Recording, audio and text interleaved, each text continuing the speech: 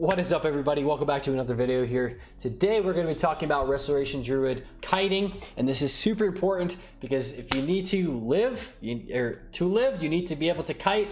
And a lot of people do not do this well, and they get caught. They say, "Why do I die as Restoration Druid? How do you play so aggressively and still survive? I just die every time." It's because you got to know kiting, man. You got to know how to effectively kite.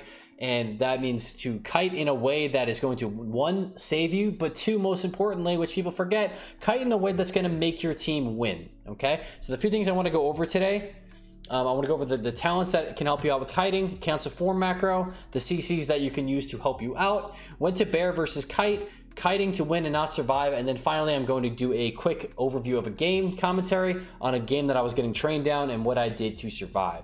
All right, so first off here, talents. There are not too many talents that are going to help you out with kiting, but two specifically is Tireless Pursuit as well as Feline Swiftness. So if you have a build with Tireless Pursuit, this is always the preferred one, but obviously not everyone likes to play MAME and cat form and offensively. So, you know, all this stuff will still apply, but if you do have the opportunity to play Tireless Pursuit, I will show you a way to min-max it to get the most use out of it. Secondly, Feline Swiftness. So I have some builds that don't have MAME, but I do go into Feline Swiftness. Having that extra 50% movement speed is really, really nice to have at all times.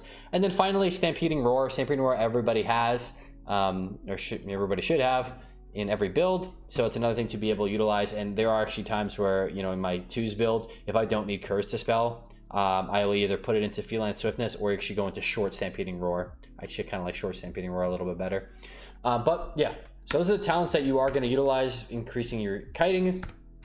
Next up here, which is the most important thing, is Cancelform. You need to, if you play a Druid, doesn't matter what spec, you should always have a Cancelform macro and have it as its own bind, and it's nearby the shifting binds. Okay, for example, you don't have to copy me, but my cat on my keyboard, 1 is Cancelform, 2 is cat form, 3 is bear form, 4 is moonkin form. So that is what I use for shifting, so I can shift in and out very easily from that Cancelform. The reason you do want to use the Cancelform macro is simply because of the speed of being able to get out of slows quicker. So for example, if I sit here spamming cat form, look how slow it takes to shift versus hitting Cancelform. So I go cat form, Cancelform, and I'm out. Cat form, Cancelform.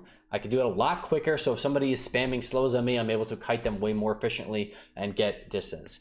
Also, if you are running Tireless Pursuit, a really nice thing about it is if you can, whenever you need to kite, or if you need to push in, for example, you can just do this all the time. Any open globals, you can press Travel Form, Cancelform, and then you can heal while having this increased movement speed. You lose it, you go Travel Form, Cancelform, and now you're just running with this extra 40% movement speed almost all the time. And you can kind of throw those globals because it really only takes one global and you shift out, and now you have a speed. So you're pretty much always running at 40% speed while doing that. And if you do have this, you're running at 55% speed, which is really nice to have. So definitely have a Cancelform macro. Doesn't matter what you play, what spec you play, you should definitely pick up that. Next up here, we got stuns, roots, and clones. Make sure you are utilizing those. Okay, don't just sit in bear form the whole time. Find ways to create gaps. Juke with precog. So just a few things to throw out there. Make sure you are utilizing bash into clone, into root, into vortex. So what if you are playing vortex? You know, some quick tricks here that you can use. So if you are, you're playing the cat form stuff, if somebody is kiting you, make sure your hots are up first and foremost, but being able to go in cat form, maybe throw in some swipes. If you are running MAME, find globals, let's say he's still doing a lot of damage to you, you got to do damage, throw in jukes here and there, maybe some quick jukes. Maybe he's still not budging you. You can go in cat form, throw in a MAME, and then clone him. And then add the clone, you can throw a vortex, and then you can root, and then you can get a re-stealth. Root does not put you in combat, so something I really like doing against warriors, for example, is I will get a stun on them, and then I will clone them, and then I will root them out. I will vortex, so I'll clone just like I just did there. I'll stun them, clone them, and then clone them again, and then vortex over them while I spam root. And then if no one else is touching you, you will get a re-stealth, and then you can stun them again or just get away, and you're just gone, completely topped off. So being able to do something like that makes you are using your precog to your advantage. And if you really are struggling with trying to juke somebody, just get kicked, man. Get kicked, cast clone in his face, get kicked, go bear form, and frenzy regen. Wait for that kick to end, and then cast it again on him. So don't be too afraid. Don't be sitting there trying to bait jukes the entire time, because you're gonna get yourself killed. But yeah, so next up here we have Oops. When to bear versus kite. Okay, so this is the tough thing to think about. You got to kind of weigh your weigh the options of what's going on in the game, because a lot of times someone jumps, like a warrior charges onto you. I'm just using warrior for example, and a lot of druids, what they'll do is just sit bear form and sit like this the whole time. Okay, and they're just sitting here waiting, and that guy is just waiting for the second that you're gonna pop out to stun you and kill you. Okay, so you got to be careful. If you don't have hots on yourself, sometimes bear form is not the best option. You know, getting distance, like what I like to do if I get trained initially, I'll travel form. I can't travel form here. I'll travel form, cancel form, get hots up, try to get some distance here, and then you know, do my best to be able to get some distance to get the hots up, and then go bear form if need be. If you are expecting a stun, then go bear form, but don't just sit in bear form the whole time. It's not going to save you. You need to actually get hots out. One additional thing I do as well is, like, let's say you're sitting in bear form and they have a stun, like let's say it's a rogue holding onto his kidney shot waiting for you to shift out. You know, doing little things like waiting for the last possible, you know, waiting for your hots to fall off first, or right before this would fall off, and then you can throw either an iron bark or an overgrowth right out of there. So first global. You know, it's like there's cases where I'm getting just trained down like crazy on like an Asa rogue, for example. I have hots on me and they're falling off, and I come out immediately with Iron Bark Overgrowth, and then I get stunned out of form, but at least I have something to kind of give myself a little bit more, and then I do have the Bark Skin potentially as well. Just little things like that.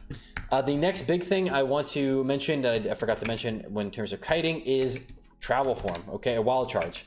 So how to utilize wild charge the best that you can. So wild charge is your best kiting ability that you can possibly have, okay? There are a few ways to use it. When it comes to kiting defensively to keep yourself alive, you're almost always going to be using a friendly charge, okay? I have flap, by the way. My regular wild charge has flap into it, just so if you are running Moonkin form, you can, you know, it just macros right into it. You just spam that button. But the other button I wanted to have here is this one here. So make a macro that is /Cancelform /cast wild charge. This is going to, whatever form that you're in, whether you're in a form or not, it's going to, you know, cancel you out of your form. Is there an alliance player here, man? And be able to leap to your partner, okay? Wild charge in human form is always the best option because it is the fastest. You can do it up and down, you know, as the axis, and you can, you know, kind of throw people off a lot more, and it's not so telegraphed. And also, you can use it on trees, okay? So let me give you a few examples here. So again, this macro, cancel form into it. So it's really cool now that trees are a thing that you can utilize this, and you really don't see many people doing it. So for one, you can do, obviously you can do, like, you know, off bridges and stuff. You can leap off, turn around, spin yourself and leap back. But what's even cooler is you'll see in the clip that I'm going to show you guys in just a minute, I use a lot to leap to my partner.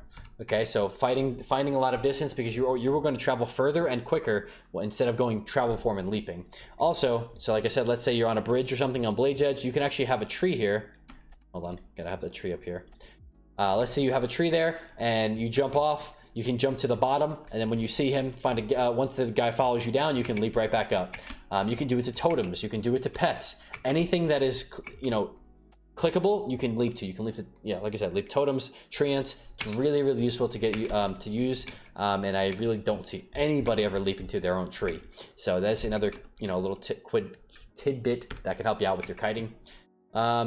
Okay, and then last but not least, kiting to win and not survive. Okay, this is really important because a lot of times people kite just to live. Okay, they're just running around pillars. They're not really paying attention to the rest of the game. They're just kiting around in circles and trying to just live the best they can instead of strategically kiting in a specific pattern to allow your teammates to win or help you. Okay, so for example, let me get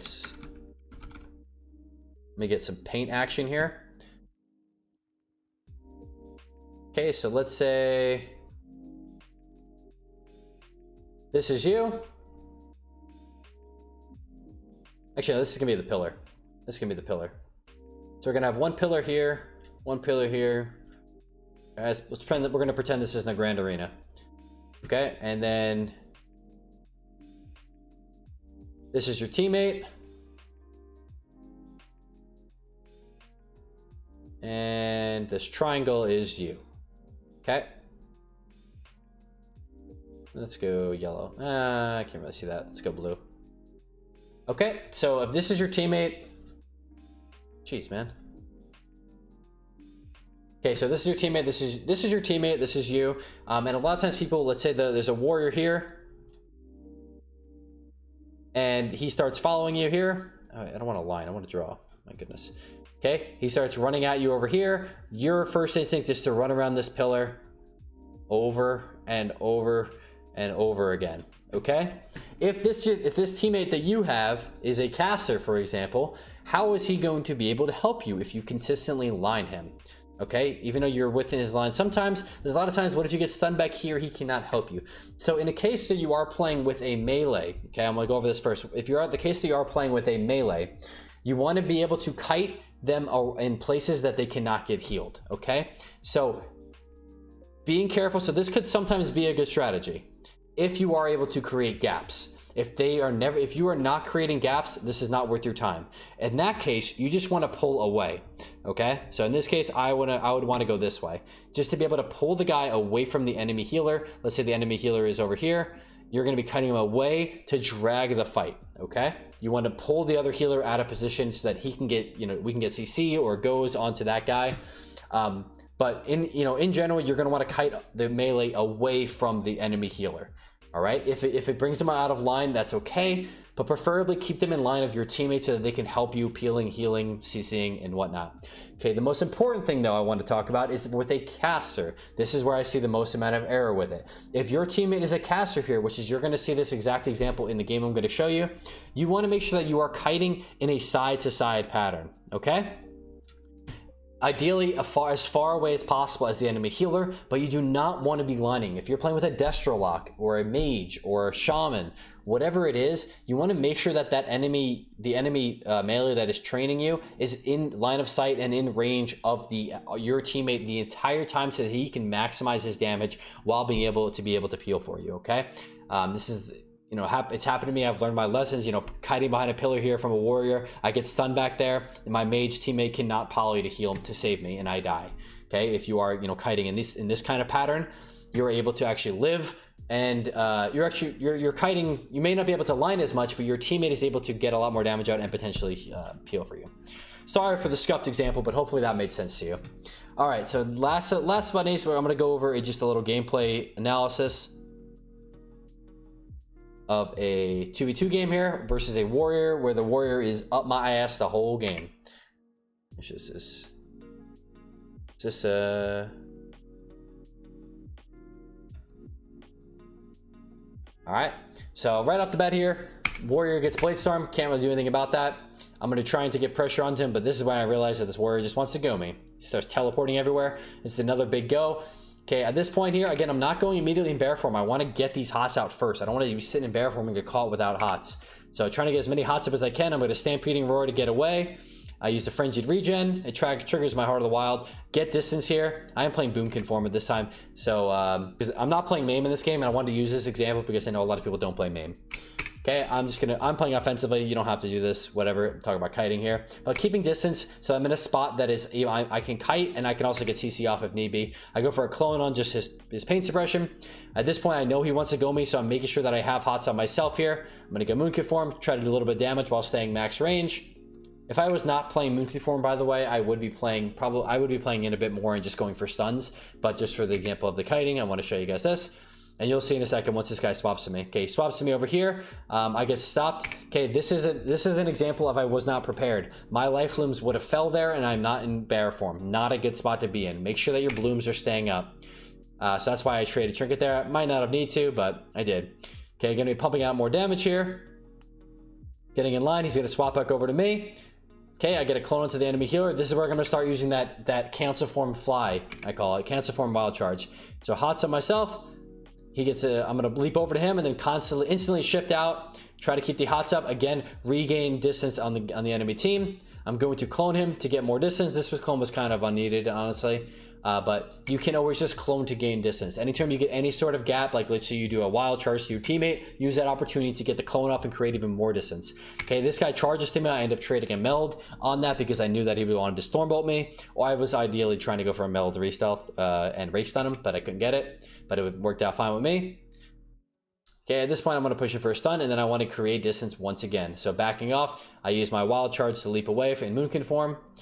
just because my teammate was already close to me and I couldn't get a good utilization of it. We're gonna go for clones, keep the distance once again. He swaps over to me, gets a kick on me, and I'm gonna do the same exact thing. I'm gonna cast. Another quick tidbit: if you are playing Cancelform and you can cast Starfires in their face, if you get kicked on Starfire, you can still heal and clone. So, okay, I'm gonna go for a clone on the healer. Use that wild charge again. Make sure those blooms are not falling, and then just again create distance.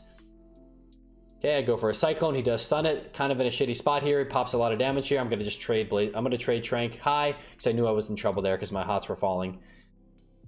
All right, at this point here, you know, I know he wants to go me, so out of that stun, I'm gonna place out a vortex.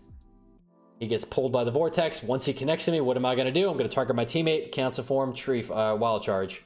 Leap over, now try to create distance once again. And again, notice how I'm just kiting side to side here. I'm not going back to the room and back over here. I'm just kiting side to side.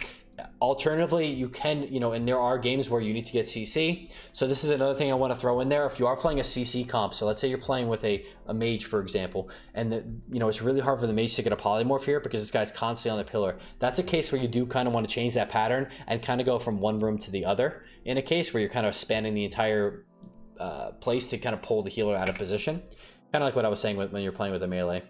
So I'm gonna look over here, just again creating distance when I can, pulling him pulling him far away from the healer as possible. Gonna leap over. I leaped on the Stormbolt, which was great, and just creating damage as much as I can. And this is good. So as I'm pulling the warrior into bad spots, he's forced to get off me, and I can actually survive off of it. Okay, we're gonna open up a spot to get some damage out here. He swaps over to my teammate, and take advantage of these moments, right? So he does swap off of me. Take advantage of being able to get CC off in these moments. So I'm trying to push in to get a clone. I clone his pain suppression. He gets a Blaze Storm on it. Guy ends up doing that, and then he just dies. But yeah, so, you know, in conclusion, in this game, I'm just trying to monitor by keeping hots on myself as much as possible, or make sure my life was always on myself, and then just making sure I'm kiting from back to back in a spot that my teammate can assist me, whether that's be peeling, healing, or killing a target. So yeah, hopefully that helped you guys out in terms of your kiting. And yeah, if you have any questions, you know, feel free to let me know down below, and I'll see you all in the next one. Peace out.